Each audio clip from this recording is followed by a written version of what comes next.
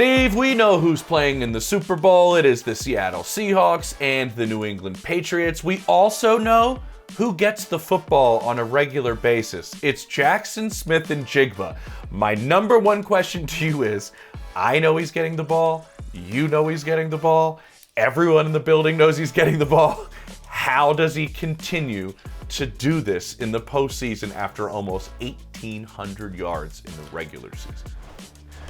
Man, it's amazing. It's also just fun to watch. Clint Kubiak, Mike McDonald have done a really good job of figuring out what and how they want to build their team. And there's been a lot of speculations, and a lot of people were questioning when DK Metcalf was traded away. Tyler Lockett was released. Is JSN ready to carry the load? I think 1,800 yards later, 9 million targets, and the answer is absolutely. He's just been a fantastic football player. You go back to watch. I talked about JSN and just what he brings to the table. You know, as far as foot speed, 40 time, he's never going to blow you out the water. But what Jaxon Smith-Njigba has is game speed. And game speed is good. Or should I say game speed is great, because you get to change everything up. What someone may think you can't do, all of a sudden they discover while you're running a route that you're a lot faster than what you are. You've seen him run away from guys over and over again. Let me ask you this, because if you asked him what his favorite route, favorite play of the season was, and this is why I want your take on it, was a 61-yard touchdown catch he had against Jacksonville where he went deep and he ran past Greg Newsome. And he loves that as his favorite play of the season, to my understanding, Steve, because he said it put on tape for everybody to see that I can run by you. For the same reason you were saying, like, people are going, well, I don't think the 40's there. But then if you put it in a game there, then what happens for you as a receiver and you play the way he plays, but then he put that on tape? Well, all of a sudden now you've created more doubt in the defender. Yeah. They may not admit it. They may say, oh, I'm better than the defender that he beat. But you still have to put it in the data that he's done it. Yep. And yes, his 40 isn't what, he's not Xavier Worthy, John Ross, right? Brandon Cooks. He's not running those 4.2s, 4.1s. But again, very rarely do the really fast guys get an opportunity to run at their full 40 speed in the game unless it's a 60, 70, 50, 30-yard run that you have to spring open. Man, a lot of times, well, you asked me this earlier, and you asked me off camera while we were watching the teams play this weekend. And you asked me, how is he getting open? Why? And so I was really thinking about, like, when you're playing like he's playing, how does it feel? And so I wrote it down so I wouldn't forget it. Nice. But when preparing for a game, knowing you can count on that many targets makes a significant difference. There is no question that his versatility is a major asset to the offense. Okay. Now, as a player, you come into the game and hey, we've practiced, we've prepared, and all the things that the coach said he was going to do, he actually did them.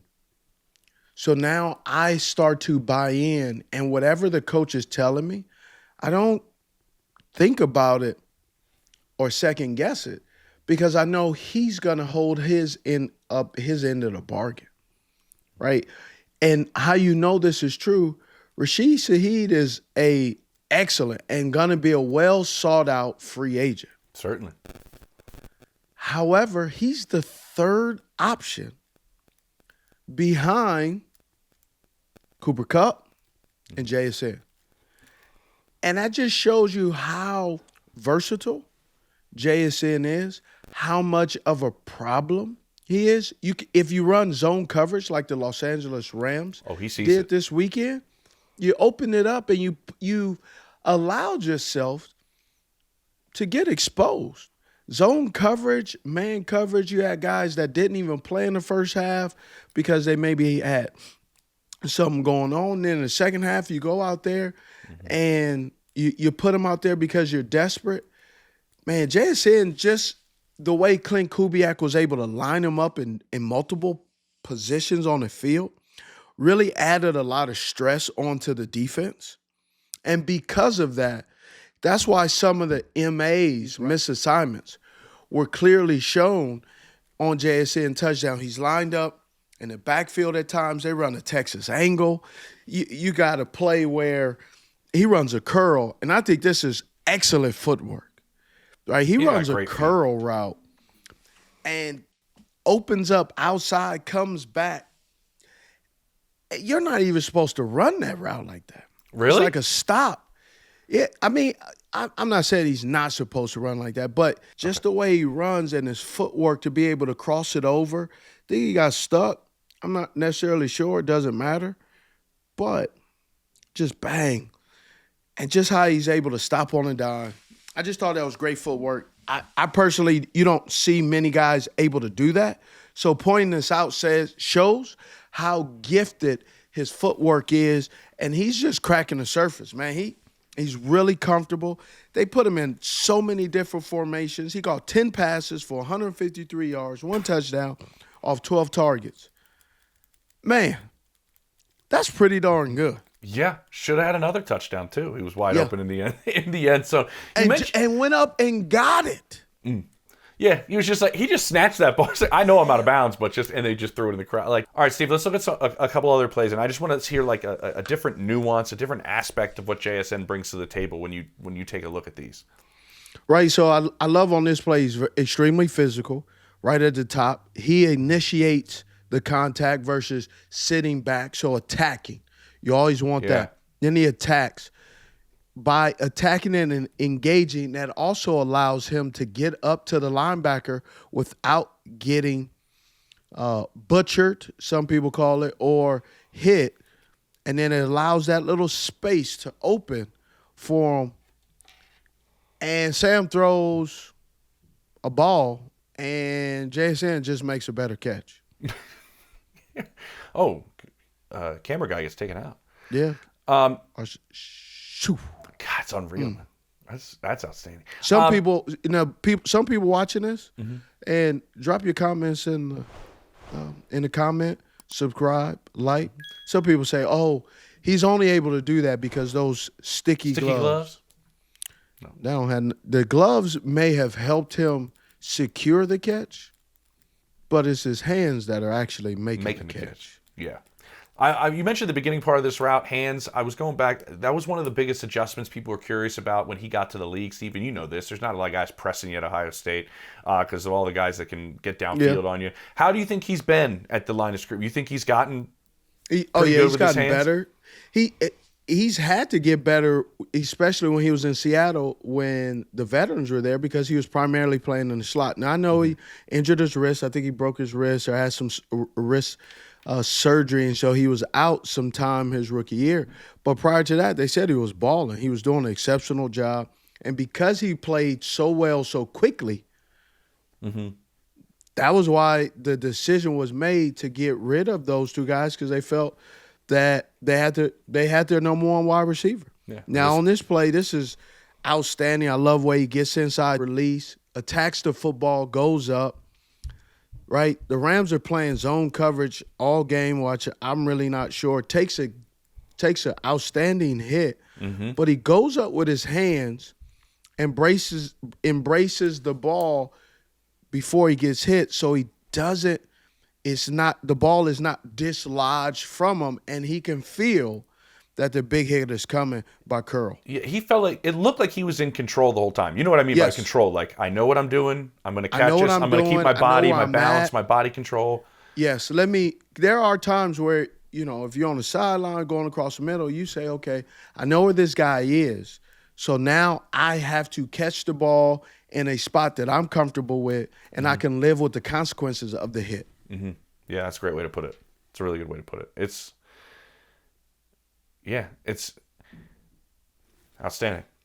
He has great body control, like balance, body control, that side of things. Now the touchdown, this is just this flat design, out. Man, is the design is remarkable, but they're just showing you they're playing zone coverage, in, you, and all of a sudden you pass them off, and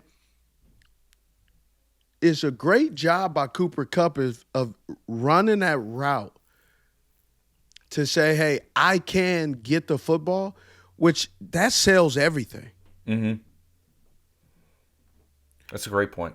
And that spot that and Steve, tell me this, the spot that he's running this route out of, 99 times out of 100 is probably a running back, and it's like a curl, and it's like a shorter route, right? Well, so here's the thing. They ran this route from a different position later in the game or earlier in the game. I can't remember exactly which one it was. But in this position that he's in right now, that generally, when you have a guy right there, they generally run what they call this old Texas angle. Yeah. Where you get that linebacker, you hesitation, cross his face. They ran that play later in the game where he actually lined up on the right side, and he didn't run the wheel. He just kind of ran the stop. And they had defenders, and they had a defender drop back a D lineman. So Sam couldn't throw the football. But, I mean, these guys really understand the concept of Kubiak and what he wants, how he wants to do it. And they all thrive in their roles. The tight ends eat. They do a really good job. Yeah. I just love this play because both guys on the back end see Shaheed go, and they're like, all right, this is probably the only guy that's going to get vertical on us. That's what they're thinking because he's coming from behind, not on the line. And Correct. Wow. It's about one of the easiest ones he'll catch all year, man. I mean. Yeah, especially it's 2026. Well, hopefully he has one more easy one in his mind. That's coming in 2 weeks. Yeah. But hey, folks, what's going on? I had some things going on in the summer and started stress eating and really just didn't have the desire to work out. Ended up gaining a lot of weight. I'm talking about a lot of weight. Got chubby bubby. I had that moment where I said, all right, let's tighten up. So I started exercising, started doing what I needed to do. However, I ran some tests because Ro gave me an opportunity. I ran some tests and found out that because of my eating, the type of eating I was doing, not exercising, not really taking my health as important as when I played, I was pre-diabetic. So turning 47 this year and becoming pre-diabetic, that's unhealthy. I was a top-tier athlete, and all of a sudden now I find myself at 46, having a little stress in my life, losing a desire to work out, losing a desire to really do anything. And all of a sudden you find yourself pre-diabetic, trying to figure out how'd you get here. And all of a sudden Ro gave me that opportunity with the GLP-1 shot to be able to shed some of this weight that I've already kind of shed already. Also, exercise, diet, all of that factors in, and you have to do it. You can't just take the shot and just go on about your business. No, you have to do all of the necessary things, and Ro gives you that opportunity. Go to ro.co/Steve to see if you're eligible for GLP-1. Go to ro.co/safety for box warning and full safety information about GLP-1 medications. That feel in the middle of the field, Steve, I know the play that we were just looking at there where he can stop on a dime and go back. Like everything that when I talk to all these other guys around the league, it's the savviness, it's the feel, it's the feel against zone, it's the football intelligence that keeps coming up to me from these other people. And I'm just kind of curious, when you have that type of player, and then you have the mind that Clint Kubiak has to go, well, man, if you can do this, I can put you here. That just seems to expand how he can get open. The motion and going into the backfield on the touchdown It's just like, hey, we can have you go here where that's essentially a spot you'd see a running back run that route in that spot, right? And we can do this with you. And so I just feel like sometimes, and I'm kind of curious how this has happened in your career, like when you can have a perfect match, not quarterback to receiver, but play caller to receiver because of the football intelligence you have or the feel you have or the versatility is the word you used earlier. Well, I had some decent years, and I enjoyed Dan Henning, right? I really enjoyed Chud Szynski when he was running his offense. But I had the opportunity to learn Kubiak's offense, his dad, and I was amazed at just the way and how they built that offense. They built that offense obviously by running the football off play action. But what the detailedness of doing things, right, is at an all-time high, right? I had never been in a meeting where the offensive coordinator is actually going over run protection. Really? And giving you a sign, telling the guard, if this happens, do this, do that, right? When they had an excellent O-line coach. I know, I think Joe Thomas has spoke about Kyle Shanahan, how knowledgeable he was as offense coordinator when he was in Cleveland. And I just believe that this type of offensive coordinator Kube was that eventually became Kyle Shanahan and Clint Kubiak, they believe in doing everything from the offensive line to the tight end, to the wide receivers, to the running backs. Not all teams do that. Not all offense coordinators do that. Some offense coordinators say, hey, I'll take a little bit of my wide receiver coach input. Okay, these are the plays that the offensive line coach believes they could block. The tight ends, so you have, because there are some teams now where there are, what do they call them, pass coordinator, run game coordinators. Yeah. There's so many coaches now.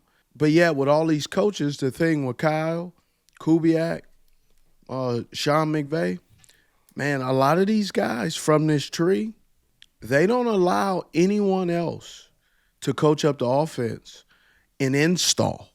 Just hear me, and install. Because now, why is it important to hear from the offense coordinator to install? Because once the offensive coordinator tells you, you can't say, well, my coach told me or I didn't hear it, right? And and then the O-line coach, he's on the same page with the offensive coordinator. So the thing with JSN that's remarkable, and I think it makes it very difficult to really say, oh, he can't have the game that he's going to have against the New England Patriots. They're going to do this. They're going to do that. But I'm going to just tell you, they can try and they'll probably succeed to some degree, but they're not going to be able to completely remove him from the game plan and take him away completely, because Gonzo is a hell of a corner. Very much so. Yep. I know him. I've done a little work with him, so I know what he's capable of doing. But JSN, that mother sucker is running routes to the T, and he's doing such a great job. And he's one of those guys that you assumed and you hoped, but don't act like you knew this was he was going to do. Yeah. I went back, Steve, and looked at all my notes from after you and I were at his pro day. Remember that? And he was just gliding out there, essentially. And I was standing next to you at that pro day, and I was listening to, I went back and looked at all the notes from receiver coaches, from, pro personnel guys, assistant GMs, all of them.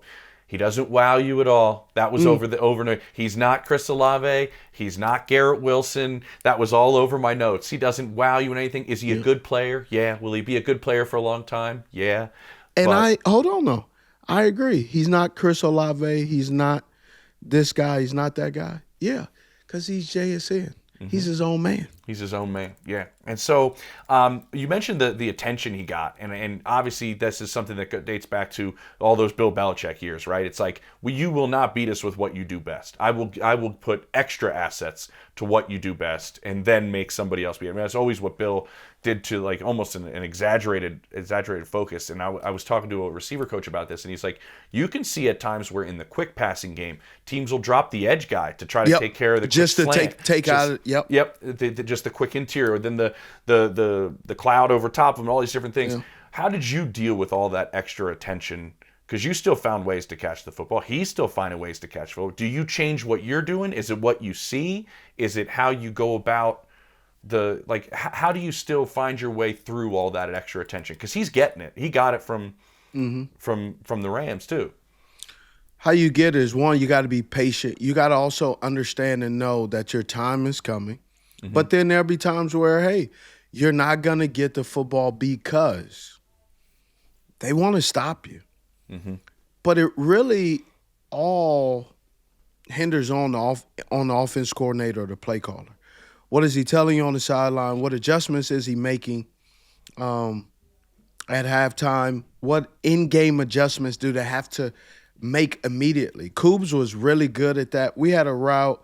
We actually had a play drawn up on the board against Cleveland in the middle of the game. What, like halftime he drew it up? He drew it up on the board. Hey, we do this, and we ran it. We ran a play. It was actually one of the plays was a deep over to me against Joe Hayden.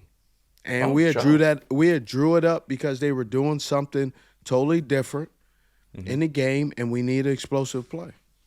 Wow. And did it work?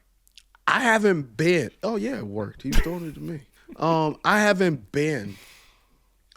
Prior to that, I've never been in a game where the offensive coordinator draws the play on a brand-ass new play on the board in the game and also ran it. God. You know what? Everybody always says, Steve, around the league, well, everybody makes too much about halftime adjustments. In that period of time, you can't make too many adjustments. Well, apparently you can come up with a whole new play in that time. Well, no, this was in the game. This wasn't at halftime. Oh, wasn't halftime? It was on the sideline on a whiteboard? This was on the sideline in the game because we weren't moving the ball. Okay. I wanted to ask you, like, before we go, everybody I talk to goes, he has this thing in him where he's like, oh, I know I'm going to be great, and you haven't seen the best of me kind of yet. I know a lot of receivers have that. Do you have to have that, Steve? No, you don't have to have it. Right? No? Because there's some wide receivers who can't catch a cold butt naked with the flu shot in their system. So that just because you have all of the confidence does not mean that you're actually going to do it. JSN has the confidence, but I'm pretty sure his confidence wasn't built just because he wants to be a smartass. No, his confidence is built by the hard work that he's put in college and in the pros and getting better. I mean, almost 50% of their receiving yards this season. Oh, I mean, that's nice. 48% of their that boy need a raise. Yeah, he's gonna get one. Man. Yeah. He's gonna get one. He's fun, man. Really fun. I like that. Real quick, I just want to say this: when you were watching that pro day next to me, you were like, "He's kind of built unlike anybody else." Yep. And I think he's used that to his advantage. Like he's a glider out there, man. Hey, top shelf receiver. I can tell you that.